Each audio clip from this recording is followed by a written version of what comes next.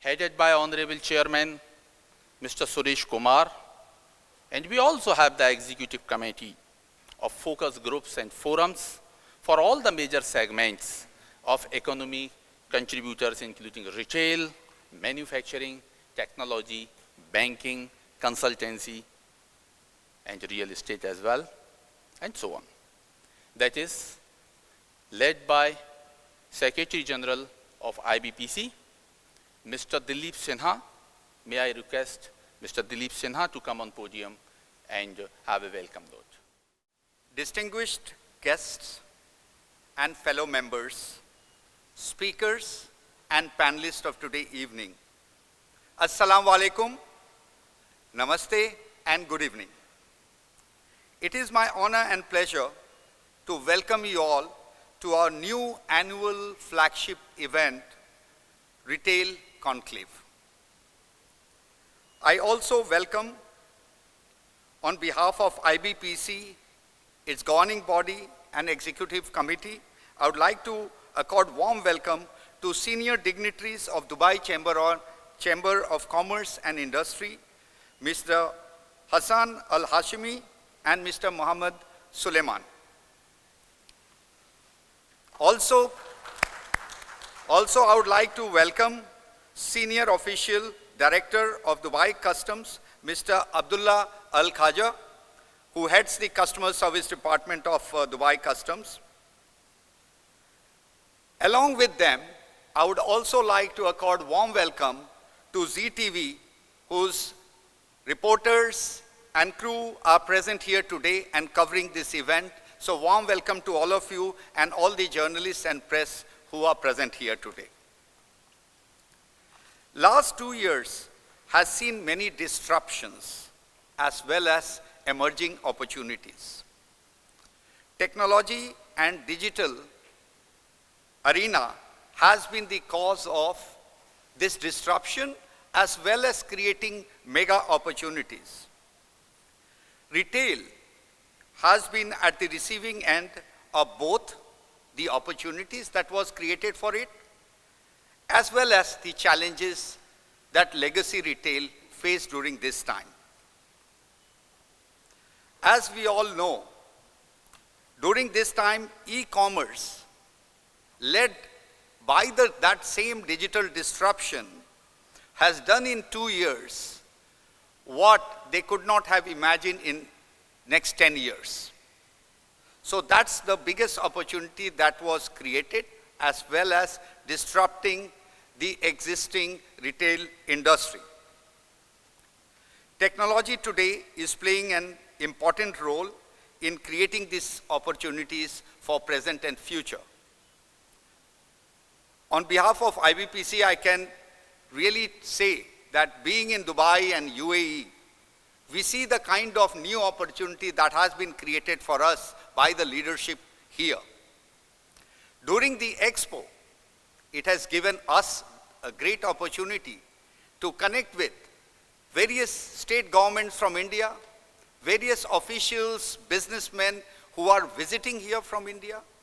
It gave us an opportunity to connect our Emirati business people, our Indian business and professional diaspora with the visiting people, keeping in mind 2 clear objectives: two-way FDI, two-way business opportunities between UAE and India.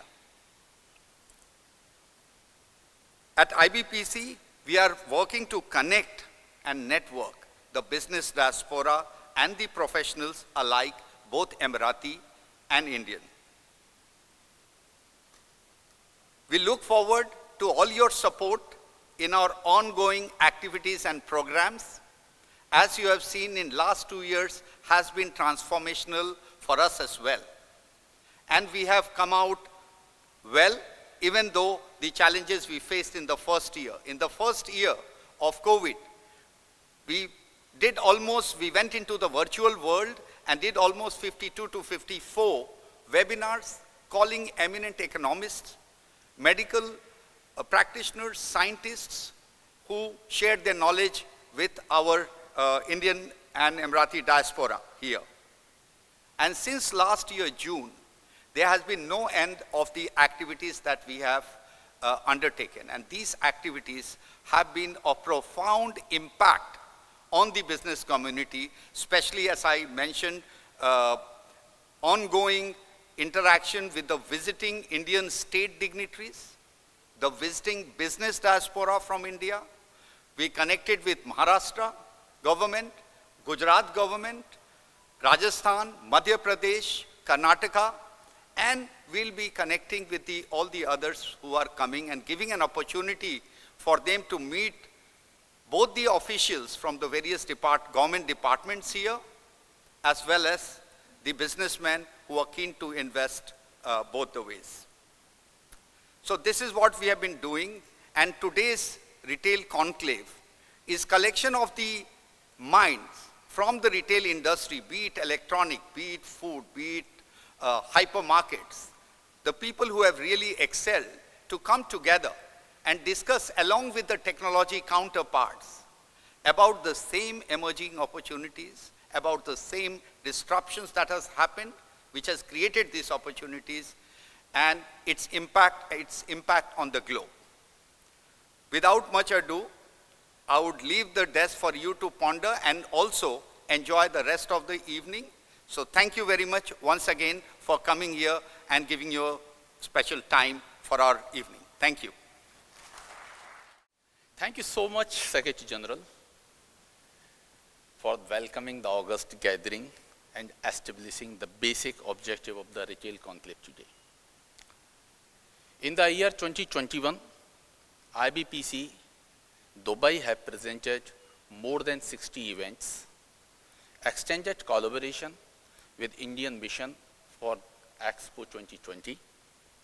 Not only the initiatives, but the quality awards have been recognized, have been awarded to IBPC in the leadership of Honorable Chairman Mr. Suresh Kumar. I request him to come on the stage for his keynote address.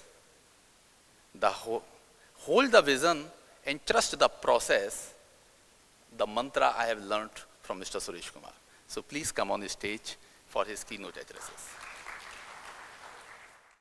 Greetings to distinguished invitees and dear members. I must at the outset compliment Dr. Sahitya Chaturvedi, Mr. Amit Vardhan, Mr. Ankur Gupta, Mr. Shahjan Ibrahim for putting this conclave together. They had been engaged in bringing together all the relevant sectors, more importantly choosing subjects which would challenge and extend the thoughts and discussions on some important initiatives that are in the annual. And I think it's tremendous that despite the cloud of Omicron and COVID and the like, we have a good audience here, an important audience here. Retail clearly is a major pillar of the Dubai economy, particularly for Dubai. And Dubai, only 4% of the GDP and the budget really comes from oil. So it's a highly diversified economy. And within that, retail is a dominant sector, just as real estate is, or just like infrastructure and transportation and the like are. And retail has been the connectivity in a B2C sense, business to consumer sense, across all businesses, all industries, and that's what has blossomed, considerably.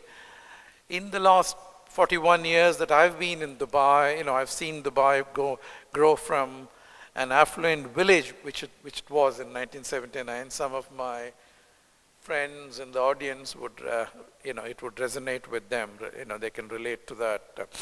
At that time, for my young daughter, we used to go to Safa Park once a week and come back by 7 because there were no street lights. So from that point in time to where it is, alhamdulillah, it's been a tremendous journey. thanks to the visionary leadership here that has set the course. And today, proudly, Dubai can claim to be one of the best cities in the world, if not the best. And I think that's where the context of retail is particularly important, because retail has been an engine of growth, a driver to take it forward. And clearly, the Indian business community has played a major part. I mean, they dominate the retail landscape. I remember some 10, 15 years back when I met the CEO of the Majid Al Futtaim Group, who run Carrefour and who are into retail. They said the only competitor that we worry about is Lulu, because we can't match their cost competitiveness, their service, and the quality, which is, I think, a huge tribute coming from the CEO of a competitor. So I think that's the level of penetration, not just Lulu, but across some of the major brands that are today dominating, and some of them are also our sponsors for this evening. And I think that indicates two things. One is the Indian community is clearly one of the largest consumers. So in the B2C, the C part of it is dominated again by the Indian community. And in the B part of it, again, there are leaders who are evolving, who are coping with competition. Dilip Sinha spoke about e-commerce. It's not just e-commerce, logistics, transportation, supply chain. Across the value chain, they are investing and improving right through. And I think that's the edge in terms of competitiveness that is particularly important, I think, to recognize. And that's the cutting edge that needs to be preserved, because retail is a highly competitive space. The margins are good, the business margins are good, and I'm sure there are many more players globally who will flock to Dubai, because Dubai being on the retail map globally, some of the best brands in the world will come here, and they'll bring their technology, and they'll bring their strengths to bear, which is always good. I think it enhances the quality of competition, it improves the scale, and I think that's what business is all about. So I do hope today's deliberations will move the Indian business community forward in terms of coping with the challenges on the retail front, and I look forward to listening to many of the impressive panel of speakers. Thank you very much. The basic objective for what we are gathering today is to identify the global impact of retail revolution, the digital disruption, and emerging opportunities. The data depict that retail sales in UAE, if we take at a medium term, it is projected to be $70.5 billion by 2025 at a CAGR of almost 6.6%. But the retail in the store, the CAGR is less than 6%. But the omni-channel, the digital out of the retail stores, that is projected more than 15%. By 2020, the digital shift due to COVID-19, we have seen a 56% growth in e-commerce retail in UAE. And the third quarter of 2021 is another 35% growth in that digital retail. The household within UAE per household is $2,000. If we compare it with global average, the global average is 1,100. And within MENA, it is less than 4 times. Means it is 4 times. 2,500 is 4 times than MENA average.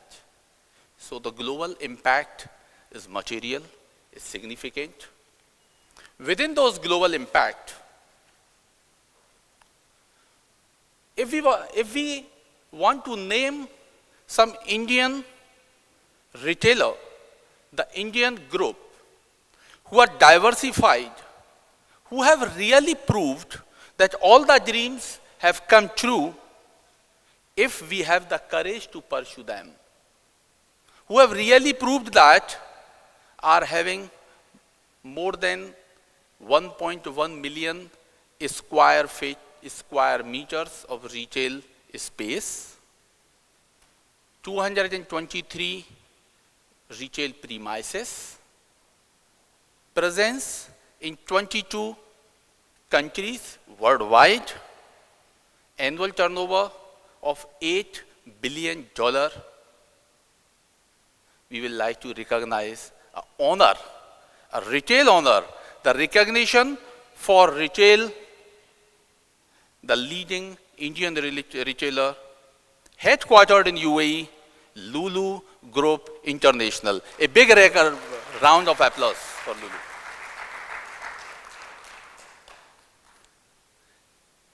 Mr. Yusuf Ali have given his best compliments. He has given the best wishes, and his representative, we will like to honor on the stage, who is the director, regional director in Dubai. Please, we welcome you on the stage, sir.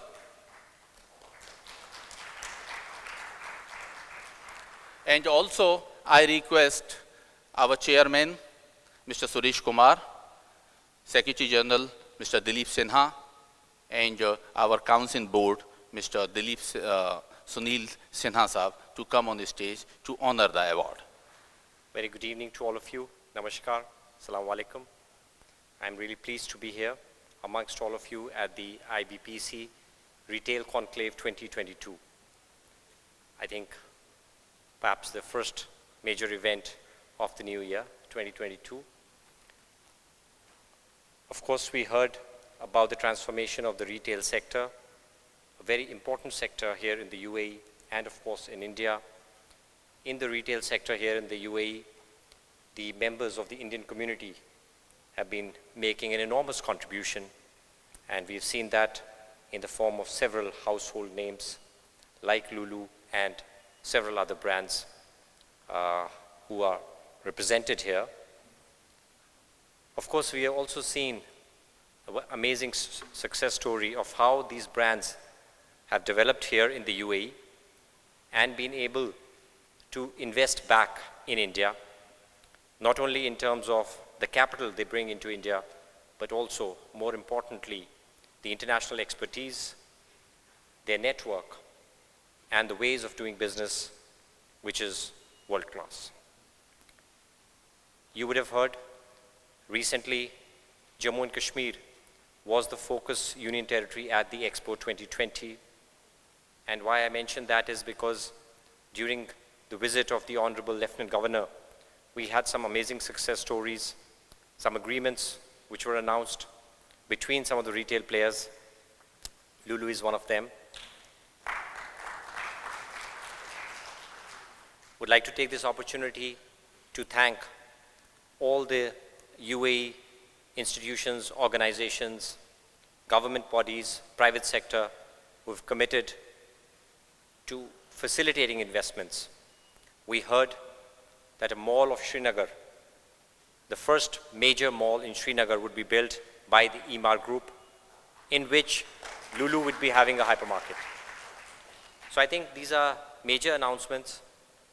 Of course, there were several others in addition to what we saw in the retail sector.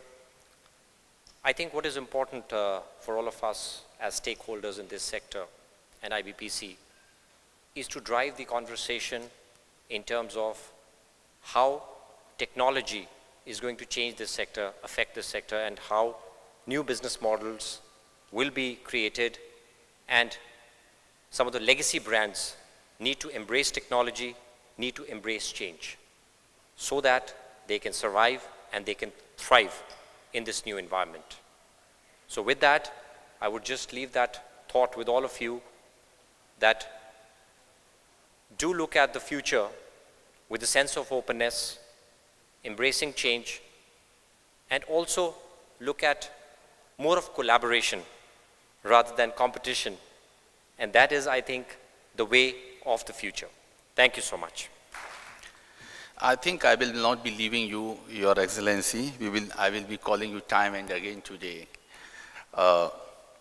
Today, basically, we are staging IBPC Retail Conclave, which is conceptualized by RSLE Focus Group, which stands for Retail, Small and Large Enterprises. Passing through the unprecedented situations over the last 2 years, now we would like to recognize the support from UAE authorities and our Indian mission, which have extended their support in several forms and formats, whether it was a financial support or it was the incentives for free zones, custom initiatives by reducing or refunding the custom duties, easing the visa renewal procedure for workers, reduction in utility bills, reduction in marketing fees, improved automation proposals, repatriation support for Indian citizens, opening up the discussion.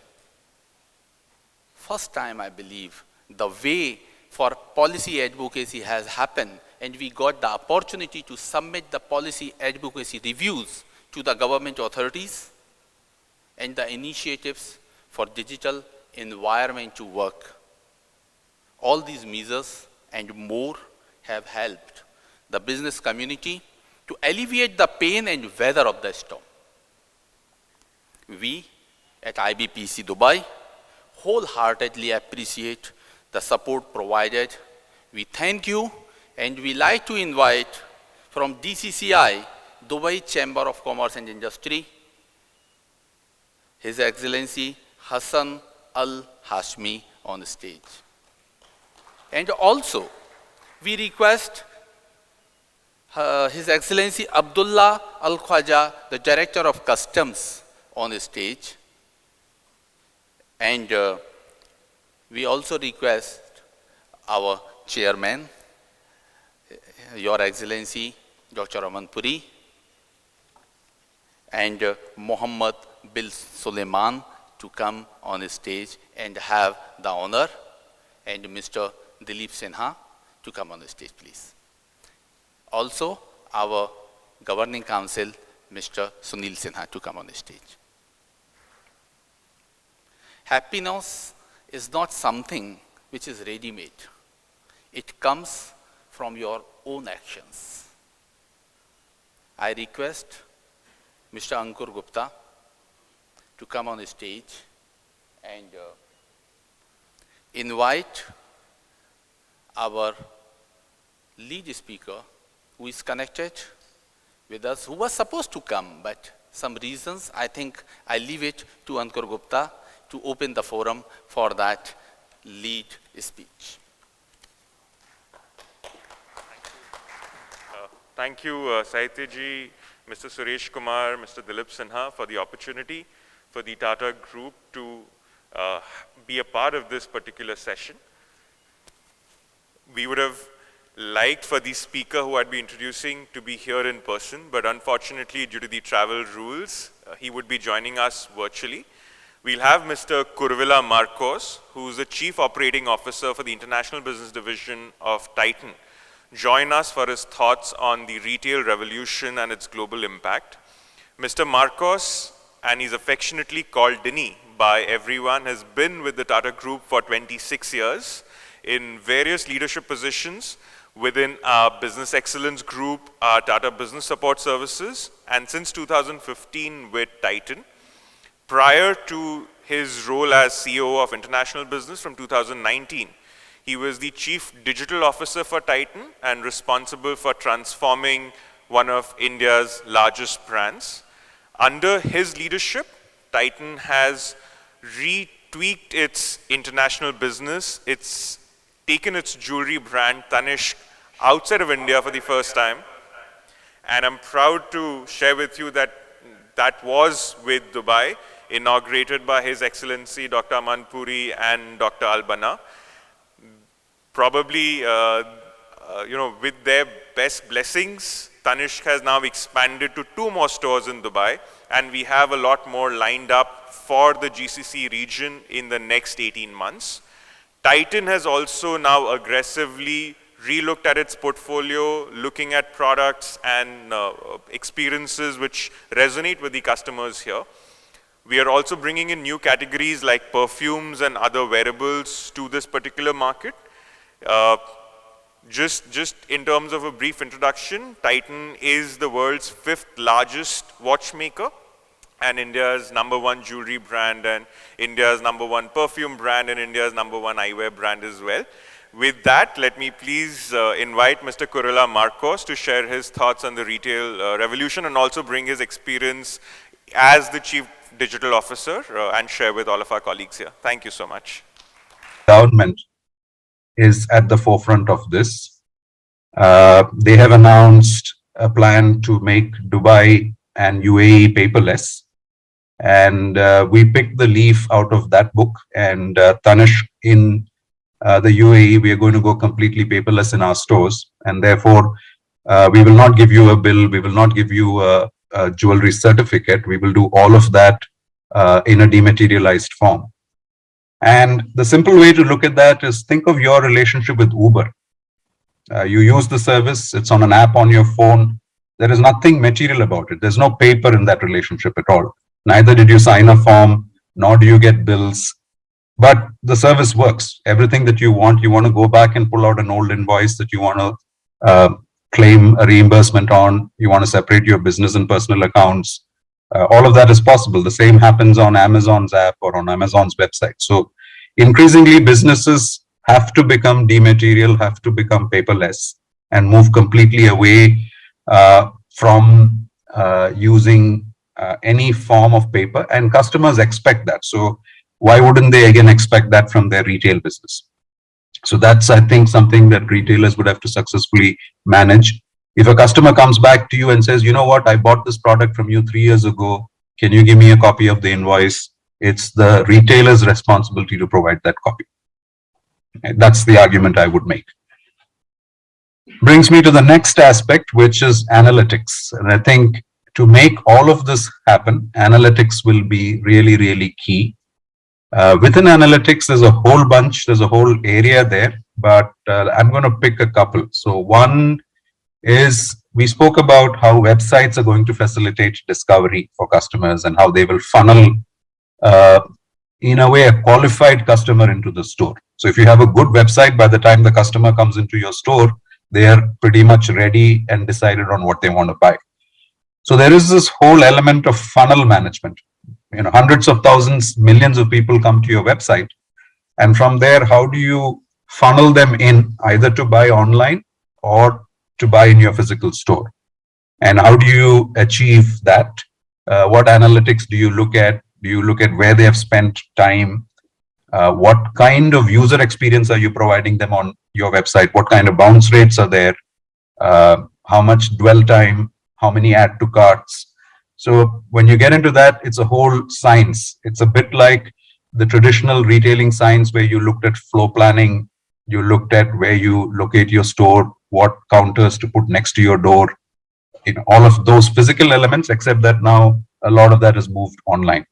So this whole user experience and subsequently the customer experience are two big elements of analytics that I think retailers have to get right. Another angle, I would say, in the pandemic, and we've been able to leverage that in Tanishq tremendously. Jewelry is traditionally bought in the store. Amongst most categories, let's say for us in watches, about 10 to 15% of our total sales comes from online, whereas in jewelry, it's typically 1%. But interestingly, in the pandemic, what we discovered is that many customers were coming online browsing jewelry. And when we started to offer them assisted e-commerce, where you had a person talk to them saying, ma'am, can I help you? Is there anything that you'd like to look at? And they said, oh, you know what? My daughter's getting married. I wanted to look at some jewelry for her. So once the person started talking to the customer, just as a store sales associate would assist the customer, and started engaging with the customer, understood requirements, and then said, you know what, ma'am, I'm going to send you on WhatsApp, if that's okay with you, a bunch of products that we think you'll like. So now the conversation has moved from an online chat to a WhatsApp conversation. From there, it progresses, a shortlist happens, and then we say, you know what, we can show you products in our store, and we can have someone try it on for you so you get to see what it looks like. And so the conversation now moves to a video call, which is happening between, let's say, one of our stores could be in Chennai or could be in Kolkata, and the customer could be sitting in Detroit, in the US, or in Dubai, or in Abu Dhabi, or in Doha. So that is the element of where you are helping a customer figure out what they want to buy, taking them through that route of assisted commerce down to finally then deciding to buy a product online. So this is the element of analytics, which is again very, very key, very important. So this brings me to the end of my time. So if I were to summarize, what I would say is that there is no shortage of growth in retail, especially for those who get it right. There's plenty of opportunity. It's not going to go away. Online is not a threat. Online is complementary to physical retail. And therefore, the sweet spot is really in the middle. You need to have both. You need to be good at your online experience. You need to be good at your store experience. You need to connect both into creating a seamless experience for customers. Second aspect, I would say, customers are assets, not targets. So don't look at customers as targets. Stop treating them as targets, but look at them as assets. Find out what their lifetime value to you is and figure out how to maximize that lifetime value for you as an organization. And finally, I'd say get tech savvy. You know, if you're not tech savvy, if you're not digitally ready, you'll have trouble. And this is something that is coming home more and more. Technology, digital is no longer an enabler. It's at the core of your strategy, especially in areas like retailing. So figure that out. And in Titan, I think we've been able to do a good job. Dr. Puri spoke about legacy companies and the need to reinvent themselves. Hopefully in Titan, in Tanishq, we think we've been able to achieve that. We look forward to the support from all of you in IBPC, as well as all of you who've been in Dubai much longer than us. We hope to have you as our valuable customers. We hope to give you a taste of some of these things that we are doing, and we'd be happy to share our learning and experiences. So thank you very much for humoring me and listening to me. I hope this has been interesting. Thank you.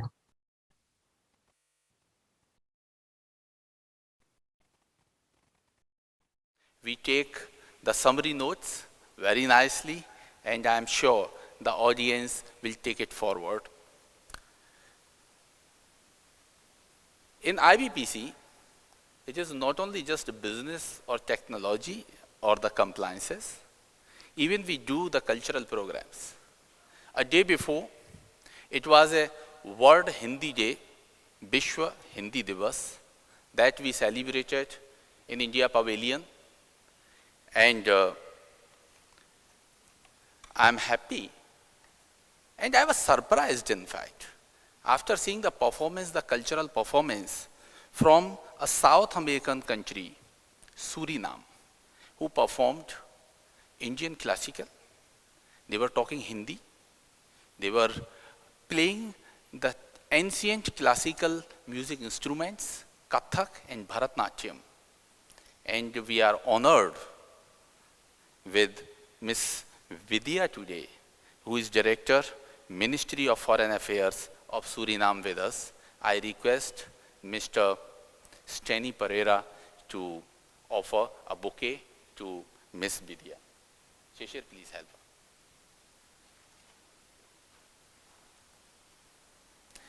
They are sitting together,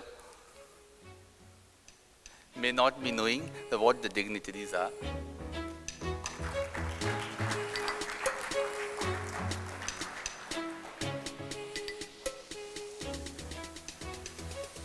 as like as the retail recognition. If we go back to the legacy of retail, more than 100 years, more than 150 stores, more than 1,000 outlets, many countries, many cities. The legacy of Jashanmal Group cannot be forgotten. It must be recognized well. I request you to applause, a round of applause for that. Please move on to the next slide.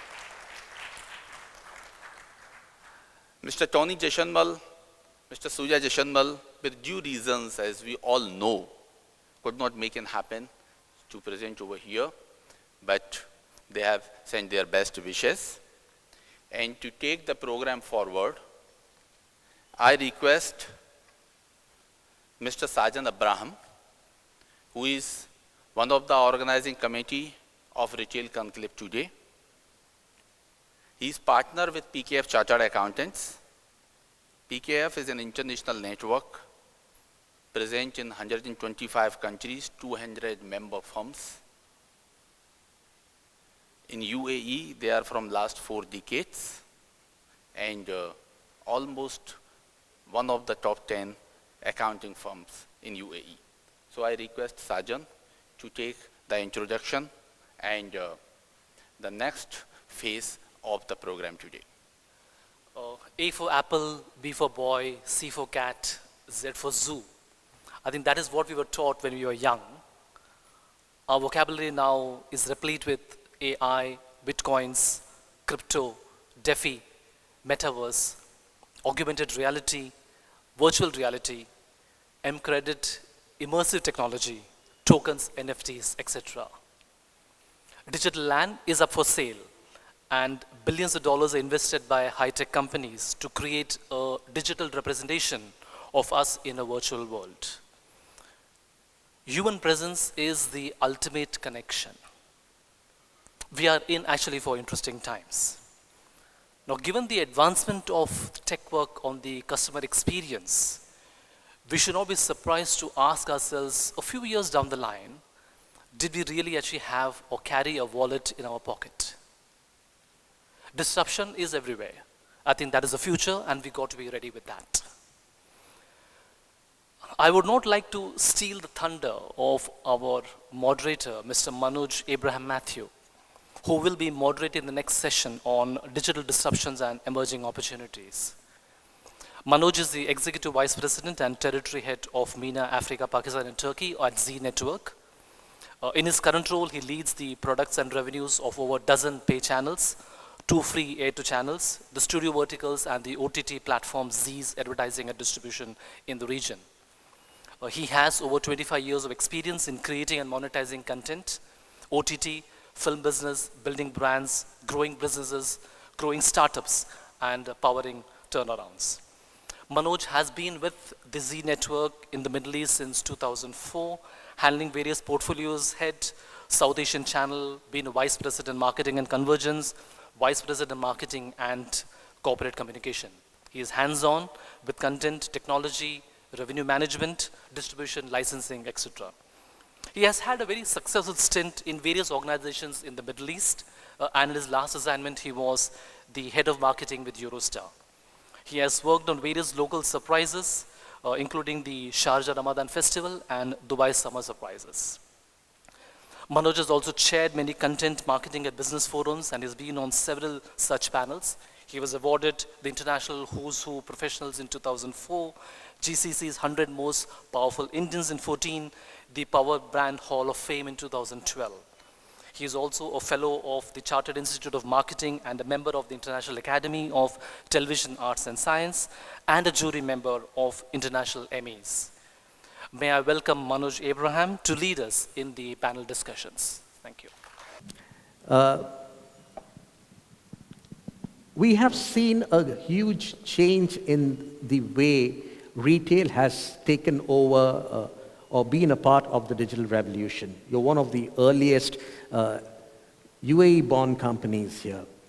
What is the current percentage of your retail and your in-store businesses, and how did you see this transformation moving? Was it something which happened during COVID, or were you ready for such a movement across a period of time? Thank you very much for this invitation today.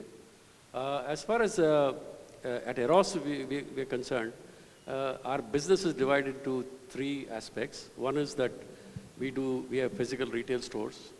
We are also into distribution. And the third is the online.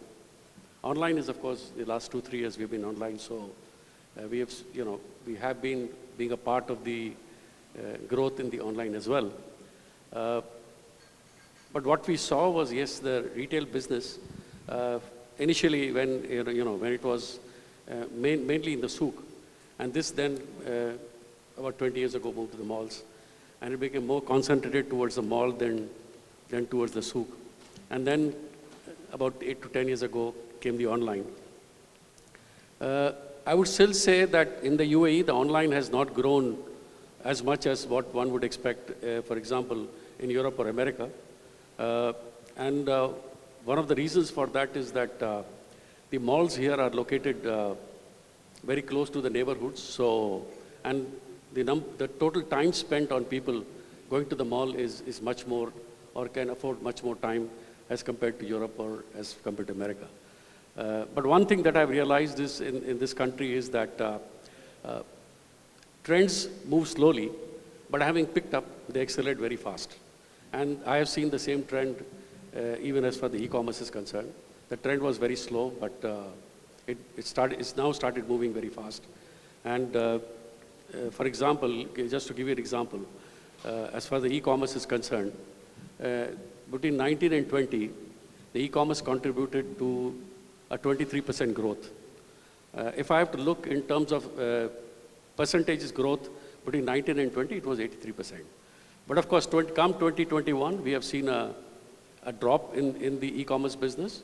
When I look at percentages, it's not as much remarkable as it was between 19 and 20, and partly it was because of COVID. Again, in terms of product lines, we have seen that the acceleration of online business is mainly for products like telecom or PCs and small appliances. Still, the major appliances business is still more diverted to the store. So that is as far as the history is concerned.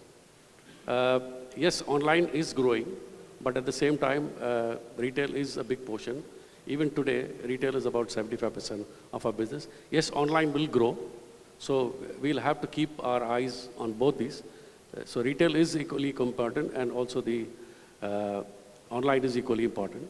I think one very important fact that has come across is that today, people go more on online, not only to buy, but also to research. So when they reach to a physical store, a lot of information has been done, or a lot of research has been done before they come to the store. So, they have almost made up their mind what they want to buy. That we have to keep cognizance with. And therefore, the websites that we develop for our brands that we distribute have to be in a manner that they are consumer friendly. And we have people who come onto the net to visit our websites are able to find the website more friendly and get all the information that they want. Setu, a banking question here. You all have a wealth of information when it comes to purchase and purchase transactions. Taking a point from Mr. Babani's input on the percentage of transaction, you would see whether it's a retail outlet, a brick and mortar store, or online transaction for digital or e-commerce. What have you seen the changes of growth, especially in the last 2 years, on this particular aspect? Setu, you want to take the question? Yeah, no, so thank you. First, I want to thank IBPC for having me here. Good evening to everybody, and hello to my co-panelists.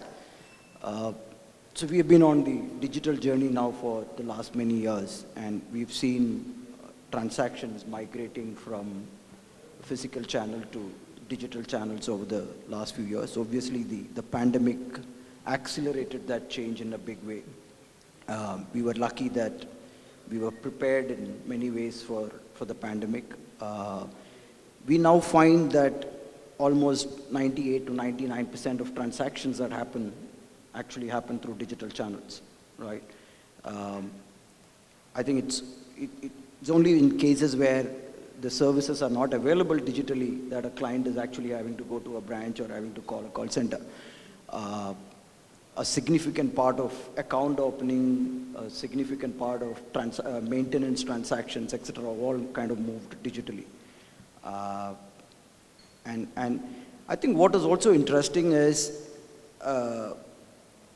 the power in computing with the power in communication has now allowed us to kind of target segments that we wouldn't have been able to kind of target earlier.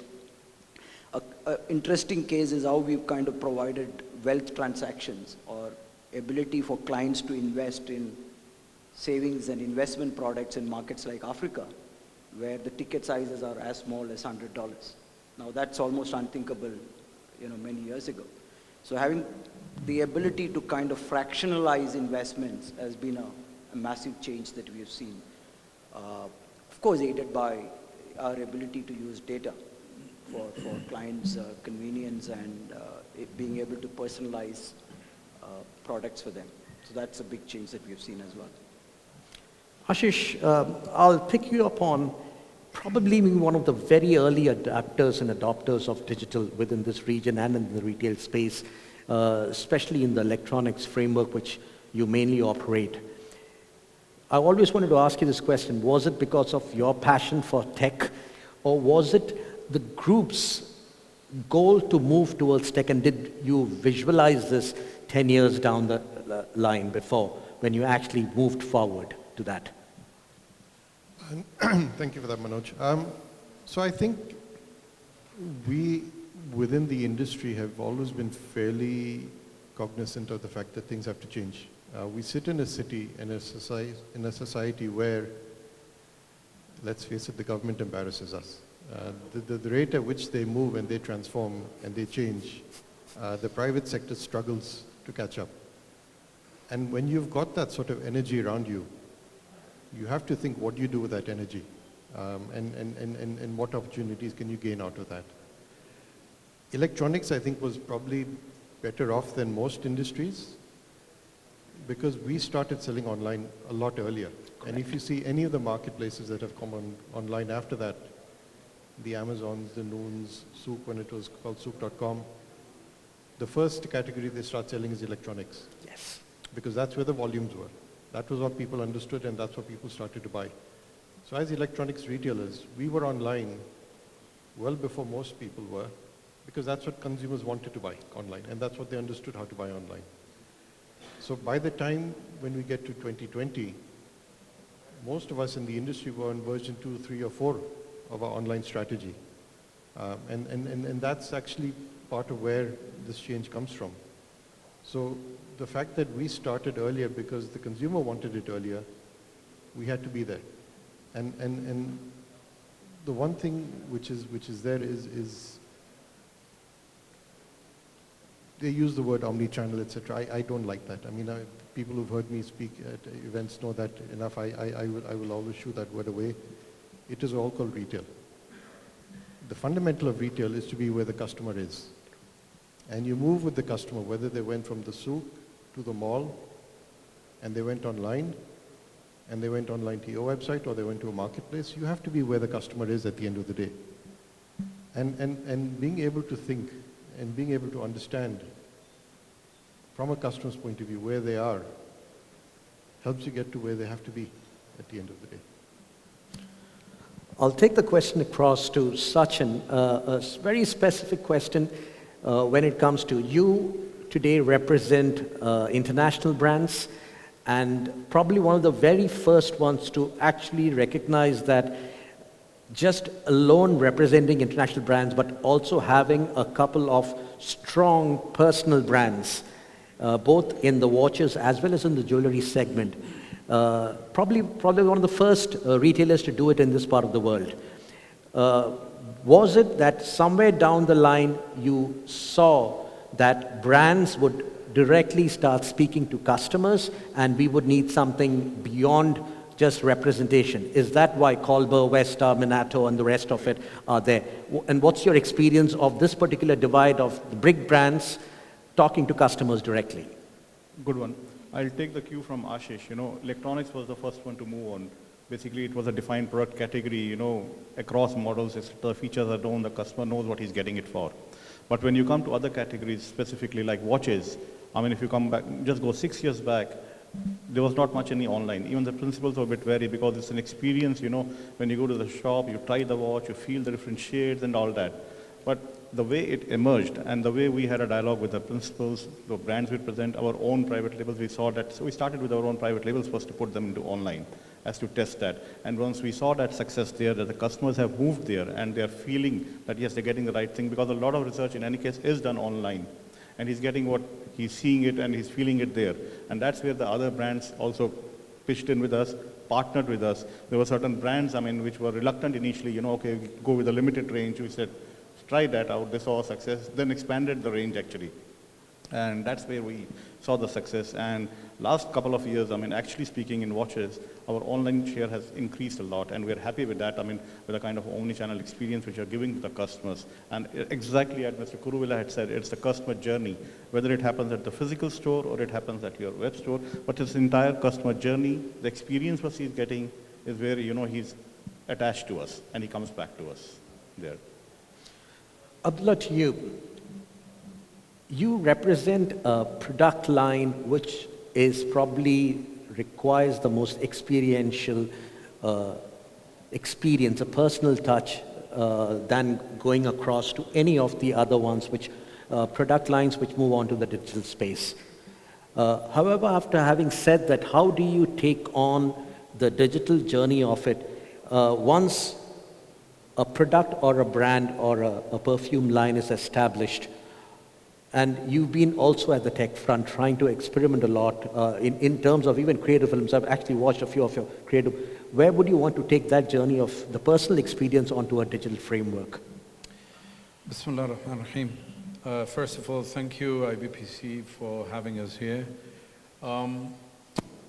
You're absolutely right. I think Dr. Puri touched on one thing, that heritage brands particularly have a big challenge when it comes to digital world. But having said that, we as a category, as perfumes, have an even bigger challenge, because unlike many other categories where you can read and get a gauge and get a feel for the product, in ours it's all about sensorial.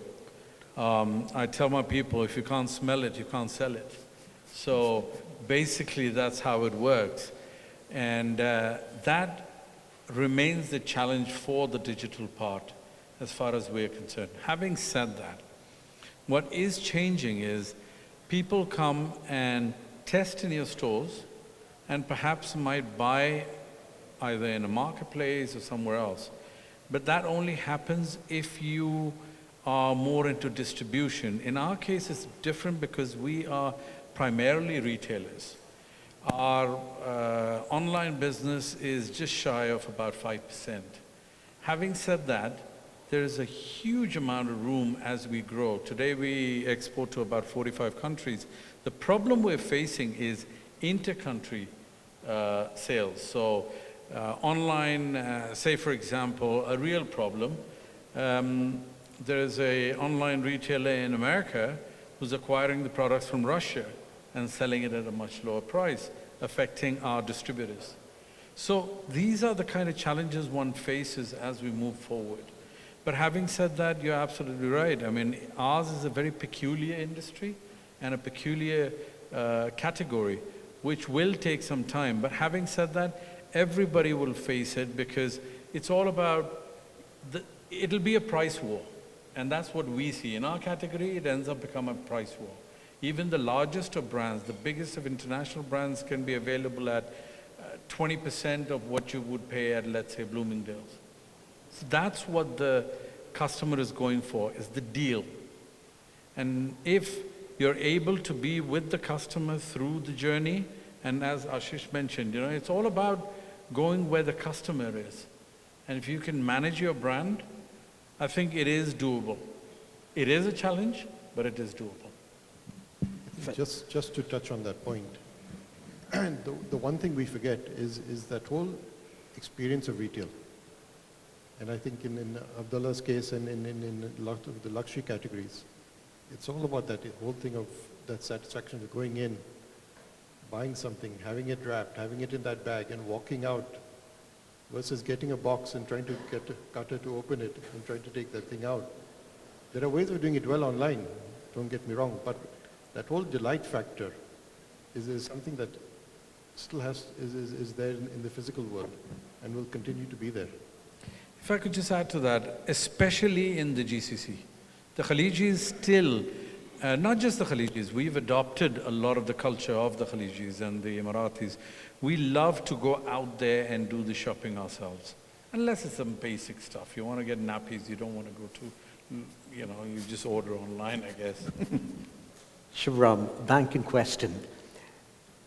You're all a custodian of a lot of our information. And specifically when it comes to e-commerce transactions, security is of prime importance. What are the ways in which both at a client side and at a customer end, how do you manage both that? Because both are different sets of securities. How do you manage that?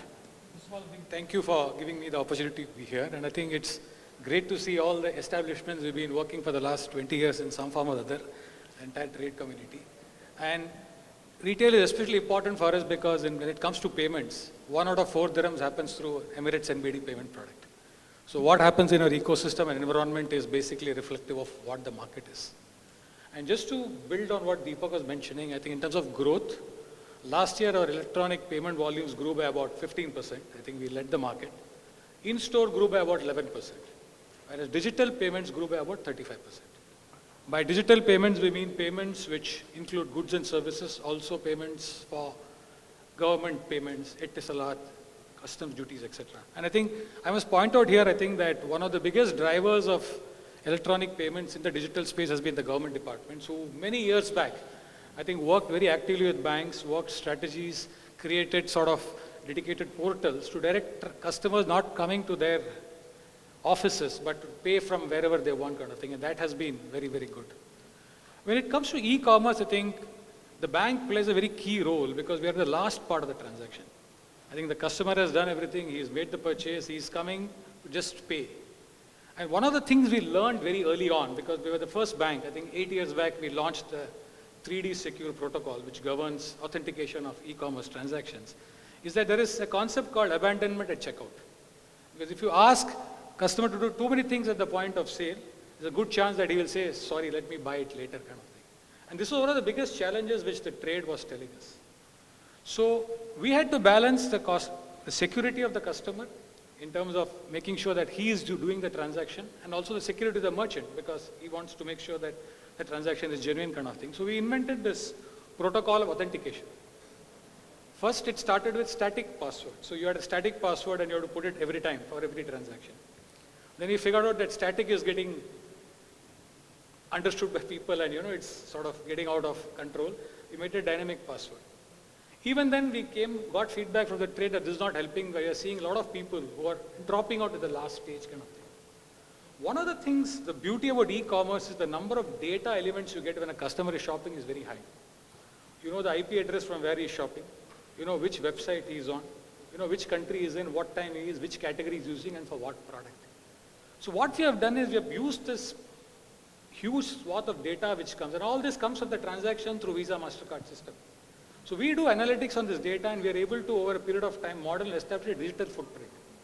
For example, if you are a person who's always going and making only payments for, say, utilities or Deva bills on the website, or doing your day-to-day shopping on Amazon, we know that that is your behavior.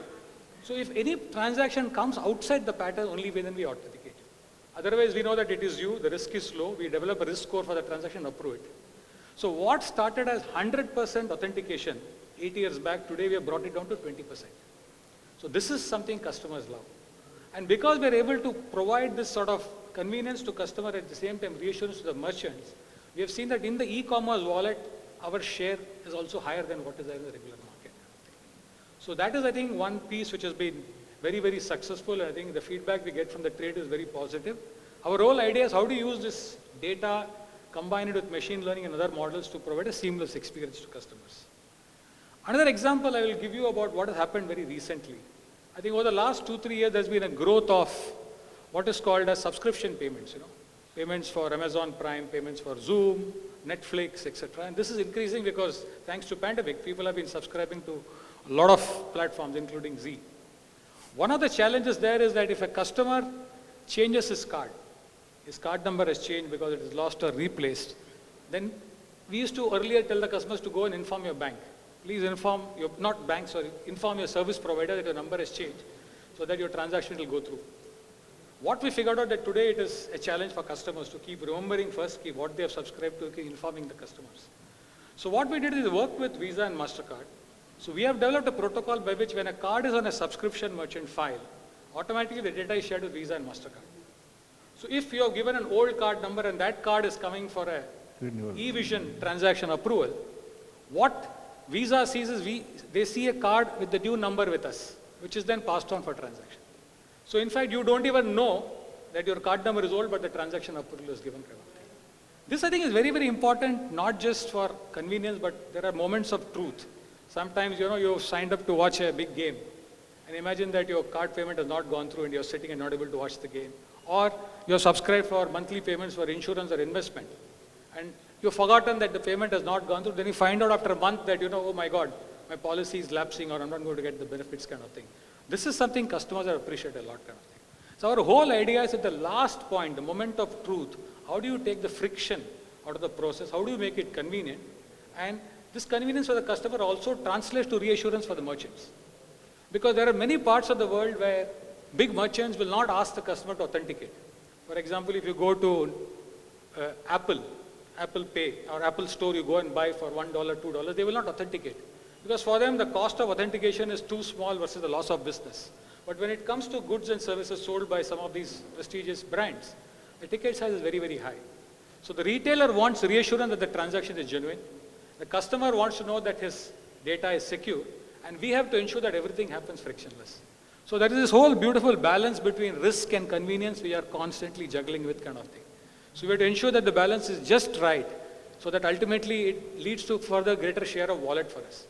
Because if you know that in the e-commerce world you can delight a customer, then we know in the physical world also when he takes out his plastic, there's a good chance that he will use your bank product. So that's been our experience. So true. Actually, one point which actually came up among all the panelists out here is usually in most countries, and Ashish, thank you for bringing forward that, it is industry which leads the tech changes and government follows that. Fortunately for where we live, government sets the pace for that particular technological upgrade and the rest of us have to actually fall and scale with this. Yes. I just want to add that here. I think it's interesting that I think His Excellency from the Customs Department is here. I think 7 years back, I think one of the first services which got opened up from making payment through bank account to making payment by card was for customs duties. I think 7 years back, I think the government had a vision for opening up that category. And then suddenly we found that there is a lot of use cases in business to business or government payments. So today a bulk of the government payments, be it for health department or immigration services or custom duties or payment of RTA payments, license payments, a bulk of it is electronified today. Absolutely. So in fact, today e-commerce or I would say digital payments contribute to about 45% of total payments. I think about 20 to 25% is only government payments. So I think to your point, I think government has been very, very sort of prescient in seeing the light before and encouraging us and pushing us to sort of adapt these standards. Yes, Mr. Just adding on to his point on the customer experience. We, 3 years ago, when we were doing the analytics of our online dropouts, we realized that the number of steps that we were asking the customer to take were 3 steps. So many times, as soon as he took the first step, he thought it was too cumbersome, so he would drop out. And then we realized that once we converted these 3 steps into 1 step, the transactions started growing very rapidly and the dropouts reduced. So user experience on the website is very important, and we need to constantly innovate to see how we can reduce the time that the customer, weighs on in terms of payment gateway and things. So while the banks do their part, I think we on the website also have to keep on innovating techniques where customers' experience and the agony of the customer is reduced as much as possible. Deepak, next question is also for you. Being one of the early retailers and in a product category or the multiple product categories, which can be very easily replicated in terms of marketplaces, we can go across, there are high seas markets or parallel markets happening, parallel imports happening. How do you take it up with the regulatory? You are the authorized retailer and distributor of a particular product, and there is parallel products coming in and across various marketplaces. How do you take it up with the regulatory authority, and how do you take it across that to the customers also? I think from there, it's very important that the customer has to realize that many times on the e-commerce side, still the government regulation is not so tight. And therefore, many times customer gets a non-conforming product. Because, for example, if the product is imported from the US, they do not conform to standards. So sometimes it's safety standards. Sometimes it's the plug that one uses. So these are the challenges that we have. But having said that, we still have to continue to compete. So the most important thing is to be able to improve our processes to see that we reduce cost and we effectively try to fight with whatever competition we have.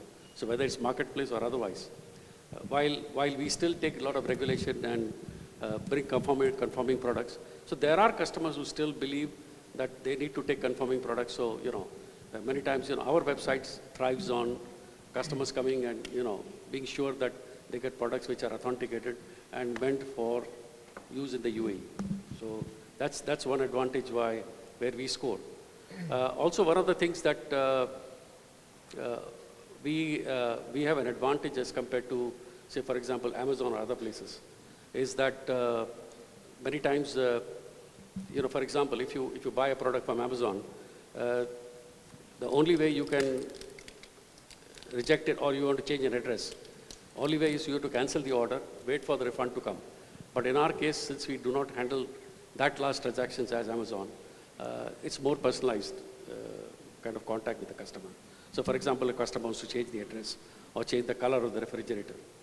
It's much easier to do it on our website as compared to Amazon. So that's the kind of competitive advantage that we offer to the customer. Ashish, I'll come to you, Sachin. Ashish, for you. There has been a lot of restrictions when we go into a digital transformation, even sometimes within the organization. It's simpler when you are leading and owning an organization. But however, still, there are a lot of challenges of restrictions from people. How do you really overcome that? And could you highlight some of the restrictions which come in your business framework? So you hit on another buzzword that I don't like. I don't like the word digital transformation. Every business has to go through an evolution. Correct. And it's a constant process. A transformation happens once. Absolutely. An evolution is an ongoing process. And the one thing with retail is you're constantly investing and evolving in the way the business is done. So if you look at it, you're constantly investing in your fit out, you're investing in your staff, you're investing in the merchandise, you're investing in the lighting, you're investing in everything that goes into it, your marketing. And then you move into the online space, your logistics, everything keeps going on there. And you're constantly looking at the different investments that need to go in, which is great. And that's necessary, and I think most people recognize that. The challenge that comes in isn't as much with the retailer, because we have a customer at the other end who has to accept it. And having that customer acceptance makes any sort of evolution or improvement even better if they accept it. So you can do something a lot better for a customer, but if they're not ready for it yet, or they're not willing to accept it, that becomes a bigger barrier. So it's a question of how do you get the customer to move with you and accept that? Because if the customer accepts it, your team will accept it as well. The friction then goes away because your team faces the friction of the customer over there. And the one great thing that happened with COVID is we saw the customers start to change and accept a lot of things. And I give a very simple example typically to most people. is you go to McDonald's today, and when you walk into McDonald's, and if you looked at how you used to order at a McDonald's earlier, you waited in a line, and you waited for that line to move. You got to the front, you ordered, and then they would pack your things and give it to you, and you would walk out. Today you go and there's a kiosk. And those kiosks were there pre-COVID as well. But no one ever touched those kiosks in the store. But the one thing McDonald's did is suddenly when they had 6 counters in a store, it went down to 2 counters and 8 kiosks. So now wait in line in the 2 lines if you want to, or go to the 8 kiosks. Now McDonald's is in a position of dominance where they can afford to do that. So they made the customer change the habit and use those 8 kiosks, and no one stands in the 2 lines anymore. Now, because they did it, another food service retailer then has the courage to go ahead and make that change as well, where they wouldn't have done that 2 or 3 years ago. But because the leader did it, they changed the habit of the customer, the others are able to follow and do the same thing. So today when you see a self-checkout kiosk in a supermarket, a lot of us are more willing to use it and to walk into it than we were pre-pandemic. But that's because a McDonald's put it in the restaurant over there. So our habits have started to change as consumers. And when that happens, it's actually a lot easier for a retailer to make changes. Fair point. Sachin, you were making a point. No, I was just coming back to the previous, when you said what the marketplace is, yes, you can get products marketplaces. The main important was also the genuinity. For example, in the case of watches, we see that the customer comes to us because of the genuinity of the product. You go to a marketplace, we have had cases where fake watches, they have been delivered and they've come back to us for service and it's a fake watch. So that's where, the customer journey and the customer belief holds to a genuine online and a distributor who's holding the rights that he gets the genuine product. So that's another advantage, for our own customer experience to build upon and retain that customer. We have about 5 minutes more for the panel, and I would encourage members of the audience to probably have a few questions thrown up to them, and also if you have any comments on our evening digital evolution which we are discussing. I'll move the discussion to a little futuristic frame, and I'll throw the question to you, Abdullah. I love the metaverse, and that's where a product like perfumes really would show up within that particular framework. We are talking, I will discuss crypto, but we are talking NFT and probably luxury products. Are we looking somewhere there with Ajmal? To be honest, we're always looking to the future. We've always been the ones in amongst our ilk to take the first leap as such. Whenever it came to R&D, be it the first website was the first online service, e-commerce, amongst our competitors, we were the first ones to do it. The problem here with that question is we don't know. We don't know where it's going. There is a metaverse. Will there be people who will be, of course they will, if they're buying land in the metaverse, if they've got avatars in the metaverse, obviously there will be some form of usage when we talk about lifestyle. It will only come after the technology has evolved to a way where the person who is actually responsible for the avatar is able to articulate the kind of fragrance they want to use, or they're able to appreciate what the avatar is using in there. So I'm just trying to sort of think well into the future. I'm not even sure that if that would, how it would happen. I would never negate the fact that it will happen, because everything we've said cannot happen has happened already, and crazy things are happening now. So, yeah, it is, there's a lot of likelihood. When it comes to technology, what I can tell you is my vision, or what I see, and I see this, the way technology has evolved in the last, even in our industry, it has evolved so much in the last, say, 100 years. that I actually see the retail of perfumery in the future having no products in there. I can imagine an individual coming and putting the finger on something that reads their DNA and creates a few samples which suits according to their sort of DNA, and then they just select something and say, okay, number 1, number 2, what have you, and it just creates that for you. I mean, that would be the ultimate level of personalization. That is ultimate luxury. Now, how that goes into the metaverse, I think we'll have to call Mark Dorsey or someone, or Musk or someone. Yeah, exactly, one of those guys to figure it out. But that's as far as my limited, humble opinion goes. Setu, how are you warming up to crypto? Government is already taking us there, and there would be probably a Dubai coin coming up very soon. They are very much in the blockchain. They are in NFTs and in tokenization. Where is banks? I think as a bank, we're watching that space carefully, right? We understand that money is a very careful thing to be handled. We don't like the anonymity of cryptocurrencies, but we like crypto as a technology, and we're going to see how can we use crypto, right? And we're obviously waiting to see how our central banks doing their own digital currencies. So that's an area that we're very clearly plugged on. But using technology like blockchain and other crypto technology is something that we're watching carefully. We as a bank have adopted blockchain technology in a number of things that we do.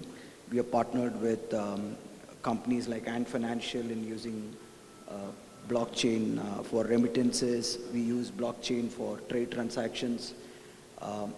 So we're quite comfortable using new technologies, but just on cryptocurrency, it's an area that we're being very careful. We're watching, and we're actually waiting for the central banks to take the lead. Obviously, we are in discussions with central bank in a number of countries. But yeah, that's where we are.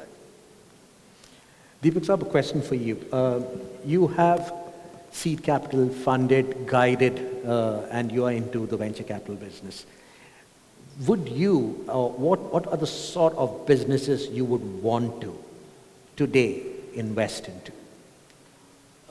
Again, it's all the technology related. So for example, if you look at Amazon, there's a huge amount of technology that is being built up.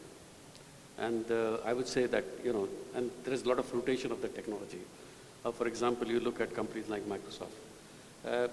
Smaller companies, if they have something which is really as strong as them, yes, I would look at investing in those. Ashish, you're a mentor for many startups, and you advise at very advisory positions.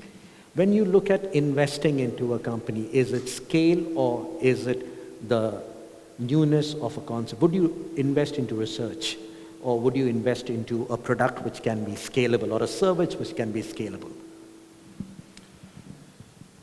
So because my background is more in terms of products and services, I understand that a lot better. And I look at that a lot bit more. But again, it's a question of what are you solving with that product or service? Or what need is being fulfilled with that? That's actually a need, not a want. And I think we tend to over-glorify, we tend to look at things from a very different lens, but actually the fundamentals are the same. The basic principles are the same. Where is the market, what are you selling, and what is different in what you do? And where's the value coming in from? And ultimately, if you can demonstrate and deliver that in any type of business, you've got a chance to succeed. I think the media plays a different spin on it and glamorizes a lot of it, but fundamentally everything is the same. Fair point. Shivram, one final question to you before we give it to the audience. Wallets and e-wallets are becoming very popular across, right? How would you take that into a next level of both popularizing it more effectively and at the same time securing it? I think one of the things we typically have followed as a philosophy is that wherever there's a new payment form emerging, be there upfront early on. I think when Uber came into this market, I think within 10 days of their being here, we had a discussion with them. There's a lot of hype about Uber in other parts of the world. We didn't know how it would work here. But the feeling was that we will definitely learn something from them. If not about payments, at least about customer experience and how they do the journeys, etc. kind of thing. And it's very important in these technologies to be early on. And let me tell you why it's important from a payment.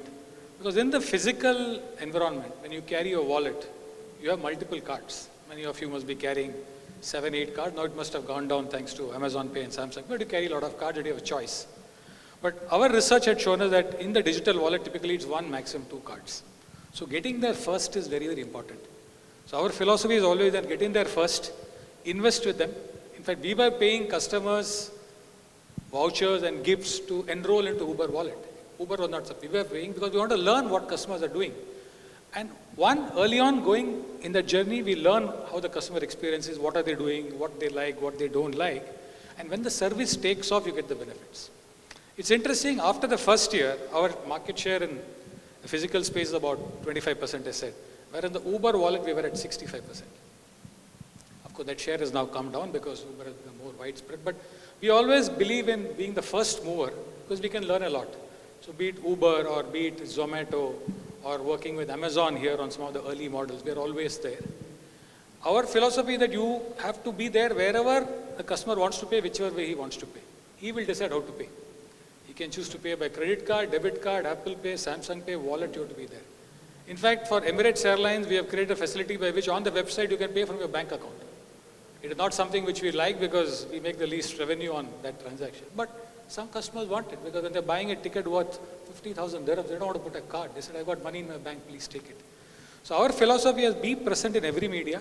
Customers will decide how it will evolve.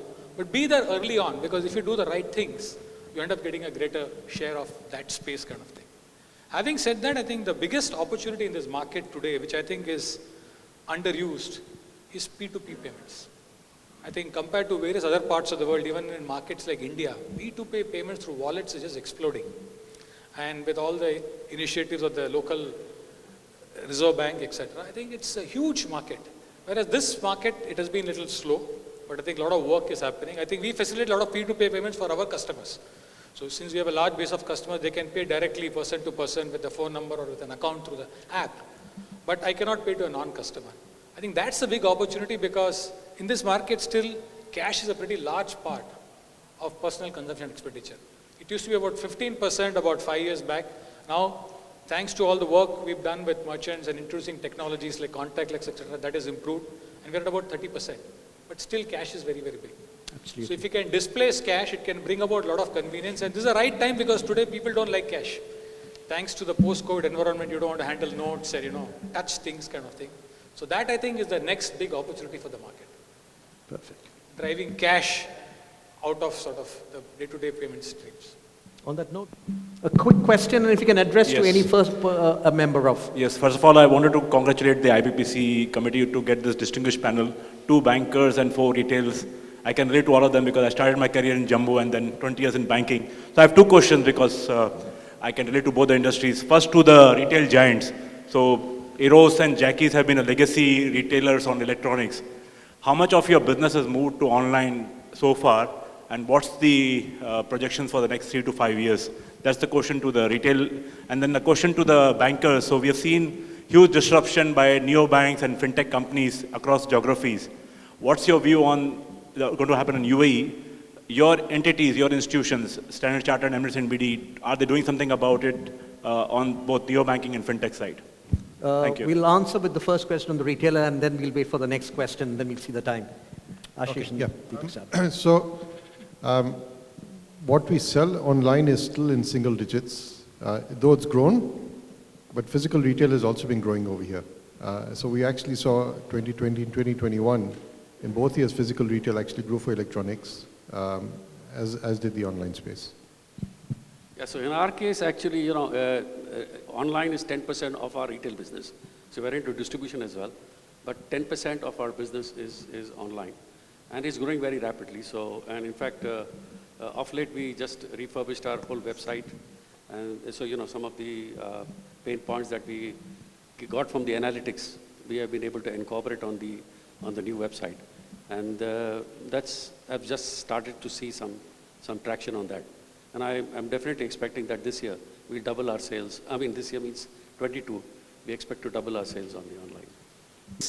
Good evening, friends. My name is Ritesh, properly known as retailritesh.com as well. My question is pertaining to the bankers, especially to Mr. Shivaram. The question is, do you think AI, artificial intelligence, will replace customer physical interaction? This is a personal question because I have been a customer of Emirates NBD for last 15 years. Till last month, I ended my relationship with them. Because of, you have something called EVA, which is a pain.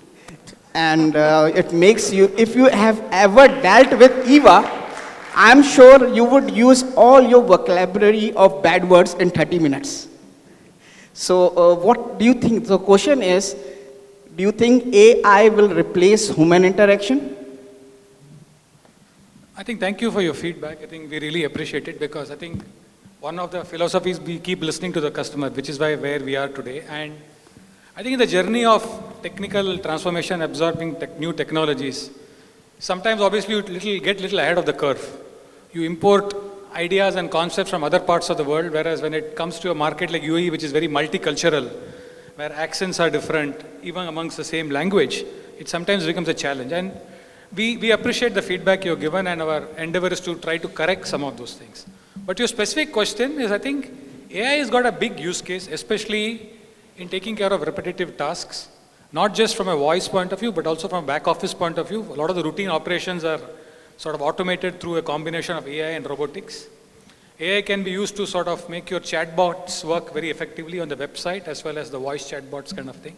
So AI has got a role to play, but when it comes to technical products, little more sophisticated products like investments or some business banking products, we believe that this has to be an assisted approach.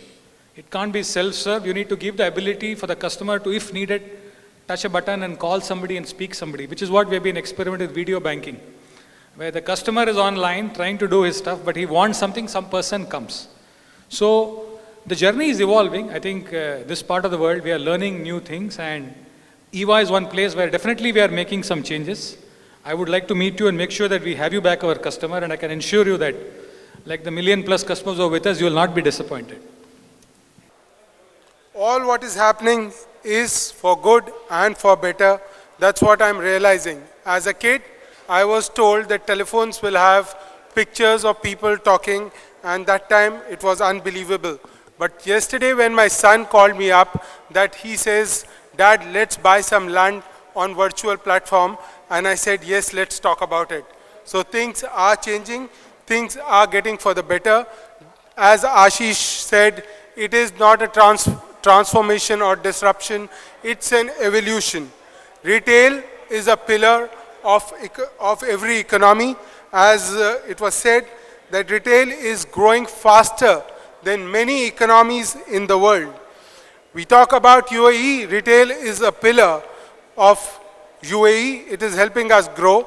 Not only we do shopping in winters at DSF, we do shopping in summers at the Dubai shopping, at the summer festival as well.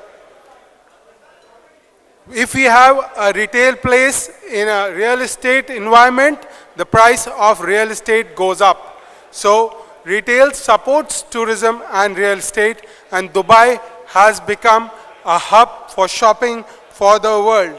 Today, I thank our chairman, Mr. Suresh Kumar, our Secretary General, Mr. Dilip Sinha, and the leader of this team, Mr. Sahitya Chaturvedi, who's led us for this unbelievable, very interesting, and long-planned retail conclave.